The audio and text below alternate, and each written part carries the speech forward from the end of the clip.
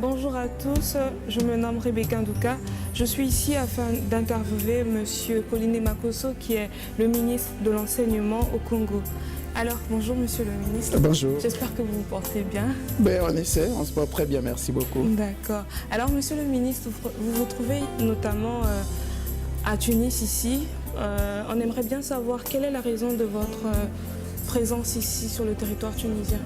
Prendre part aux côtés d'autres dirigeants de ce monde, aux côtés de tous ces ministres de l'Éducation nationale et tous les partenaires qui soutiennent l'éducation dans le monde et le développement de l'enfance dans le monde, au 20e forum de l'alimentation scolaire, de la nutrition des enfants à travers le monde. Voilà. Et le Congo a associé sa voix à celle de bien d'autres pays pour que les dirigeants, les gouvernements à travers le monde s'engagent au financement de l'alimentation scolaire de nos enfants, reconnu comme un gage de succès, de réussite scolaire et une sorte de rempart contre le décrochage scolaire, contre l'échec scolaire.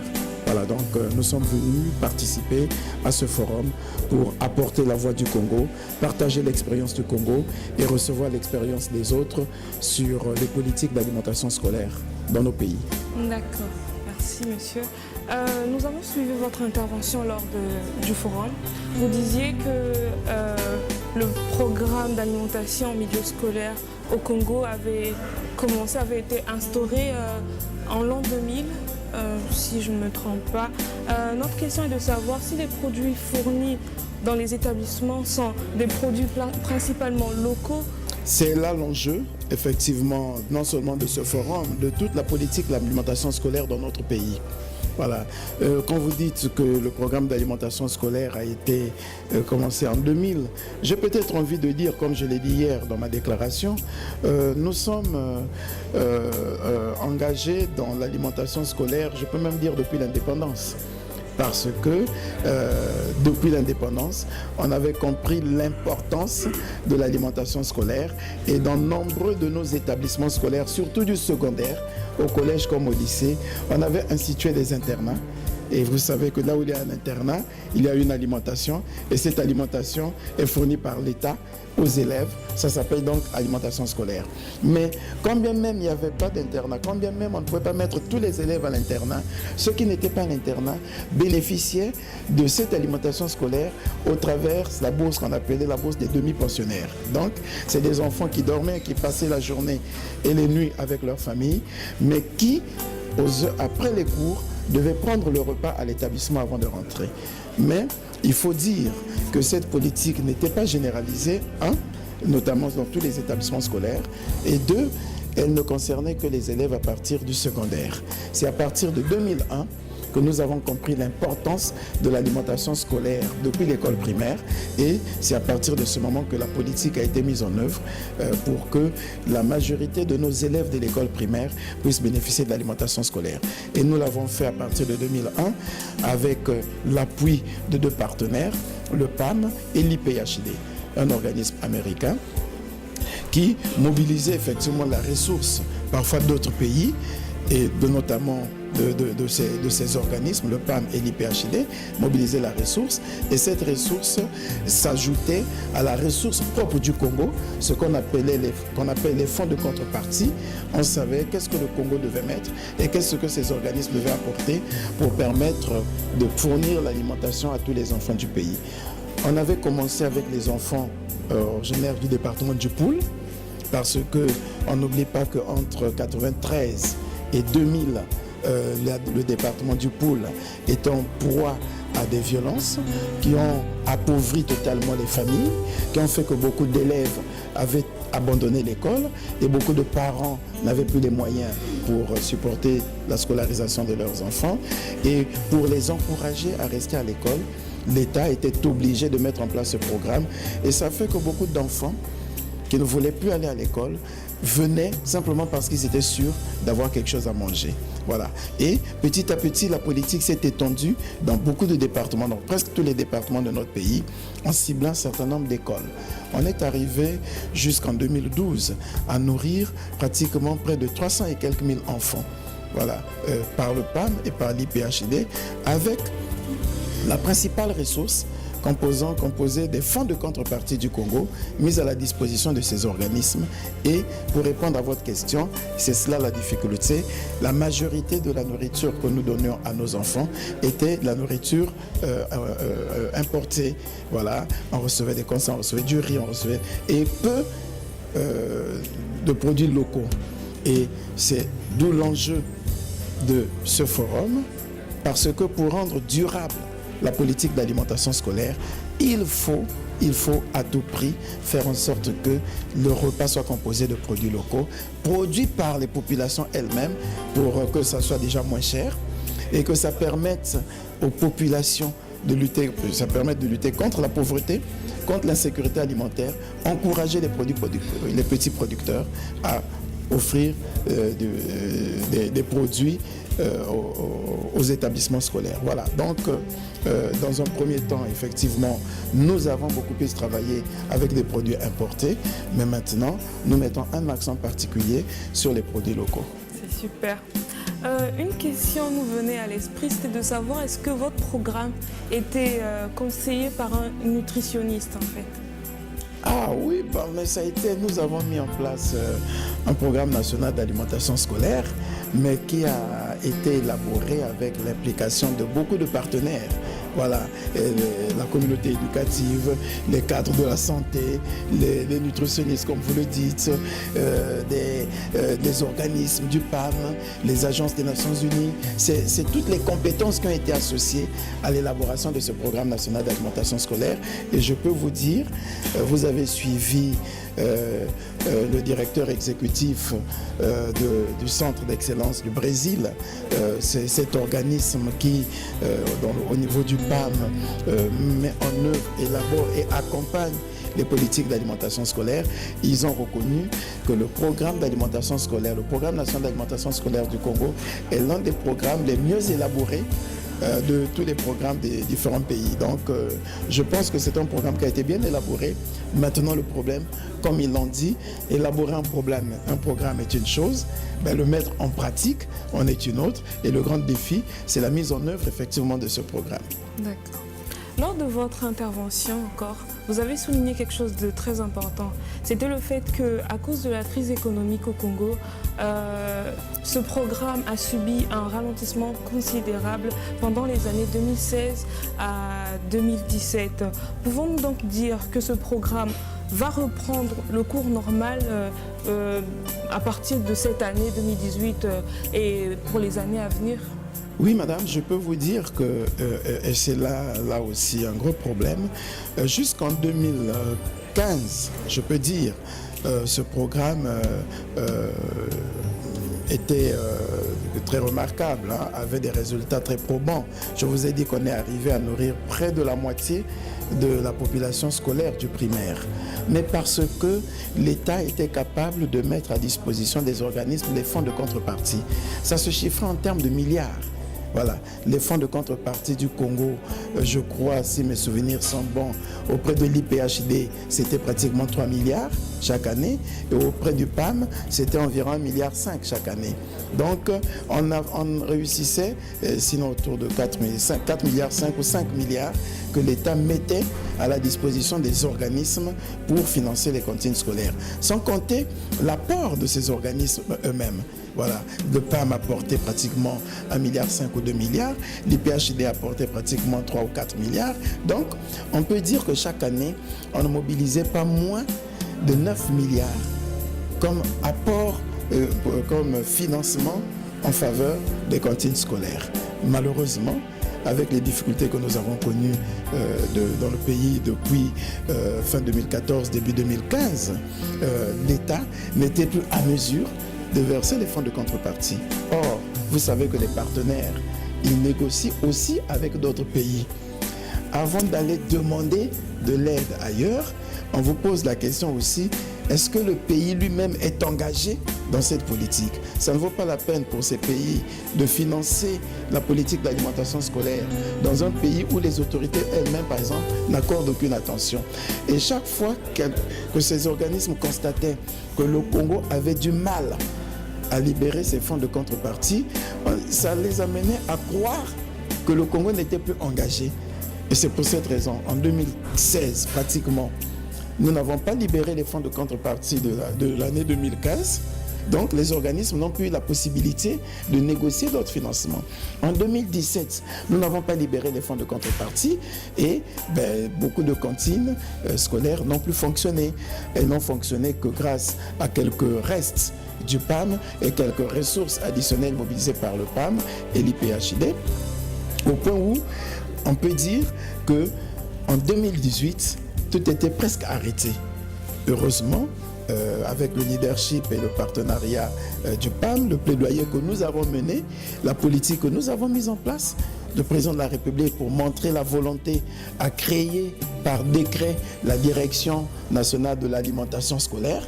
Donc c'est déjà un message qu'on envoyait pour dire que nous tenons à cette politique d'alimentation scolaire. Voilà, on a élaboré la politique d'alimentation scolaire. Nous avons organisé en mai dernier, on a fait venir les partenaires de l'Union africaine, du PAM et de bien d'autres organismes à une conférence que nous avons organisée à Brazzaville sur l'alimentation scolaire. On s'est rendu compte que le Congo était bien engagé et grâce à un plaidoyer que nous avons mené avec le PAM, nous avons bénéficié du soutien des autorités américaines, notamment le département agriculture des États-Unis, au travers d'un programme qu'on appelle Mark Govern Dorm, qui permet finalement de relancer l'alimentation scolaire sur 5 ans au profit d'environ 54 000 élèves. On a sélectionné des écoles, 318 écoles qui vont bénéficier de ce programme. Donc on peut dire qu'on redémarre, mais pourtant on était déjà très loin, mais qu'est-ce que vous voulez? On va redémarrer et on pense que le Premier ministre reste engagé sur la politique d'alimentation scolaire, sur instruction du président de la République. Nous avons mis en place un plan stratégique sur 5 ans qui va permettre effectivement de pérenniser le programme d'alimentation scolaire. Mais au-delà, on s'appuie aussi sur une expérience que nous sommes en train de mettre en œuvre grâce à un financement de l'Union européenne qui a mis à la disposition du PAM 1 500 000 €. Donc environ 1 milliard de francs CFA pour obtenir les produits locaux auprès des producteurs nationaux, des producteurs locaux. Ça consiste à quoi? Ça consiste donc à donner des ressources et des semences et des ressources aux producteurs dans les zones rurales qui vont produire et leur production va être vendue pour l'alimentation scolaire. Donc 30% de cette production va être vendue à l'État pour l'alimentation scolaire et 70%, alors même qu'ils auraient reçu l'aide de l'État, les producteurs, 70% de leurs recettes, de leur production va être vendue sur le marché. Ça permet donc de lutter contre la vie chère dans les zones rurales, de lutter contre la faim et de donner de créer des activités génératrices de revenus pour les familles. Pauvreté, on va dire. Voilà, lutter contre la pauvreté. Et avec ça, les mêmes familles, non seulement qu'elles vendent la nourriture pour l'alimentation scolaire, mais peuvent avoir de l'argent pour s'occuper aussi de l'éducation de leurs enfants. Donc, c'est un programme intégré qui va faire à ce que, effectivement, grâce à l'alimentation scolaire, grâce aux cantines scolaires, les enfants, le taux de rétention des enfants à l'école reste élevé et le taux de réussite aussi. Voilà.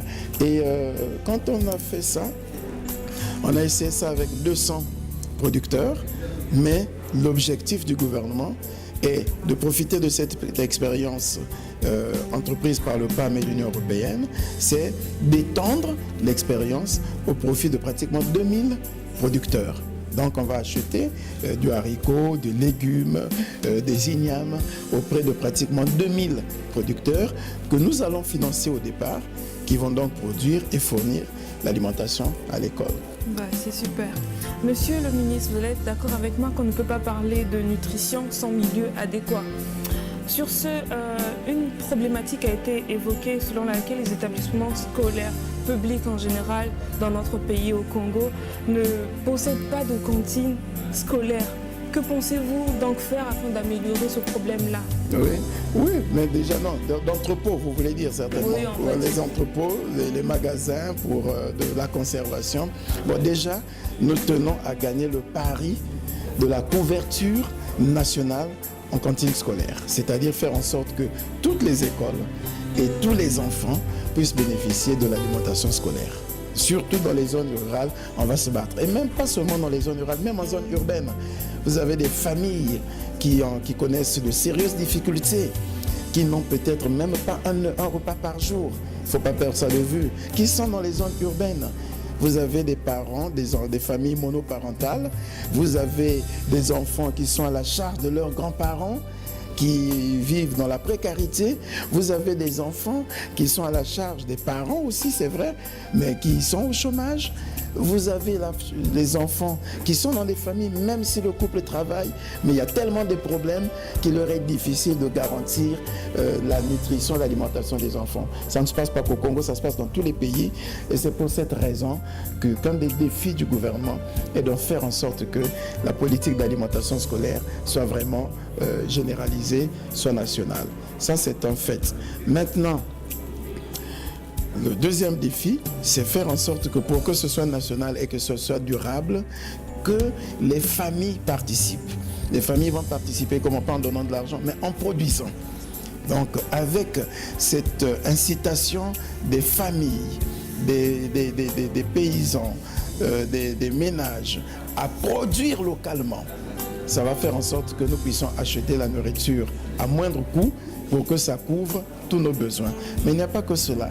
Il y a aussi le fait qu'un autre défi, c'est que les enfants eux-mêmes produisent ce qu'ils consomment.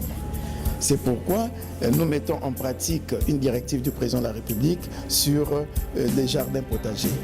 Une école, un jardin. Pour que toutes les écoles, pour qu'elles puissent bénéficier des cantines scolaires, elles doivent aussi donner la preuve qu'elles sont capables de produire elles-mêmes et que leurs parents aussi sont capables de produire. Donc, dans ces écoles, surtout dans les écoles de la zone rurale et même en zone urbaine, toutes nos écoles publiques ont beaucoup d'espace. Il faut qu'il y ait des jardins où on peut produire les légumes, on peut produire les ignames, on peut produire les patates, et ainsi de suite. Voilà. Donc, après, se pose le problème que vous avez soulevé, celui de l'entreposage.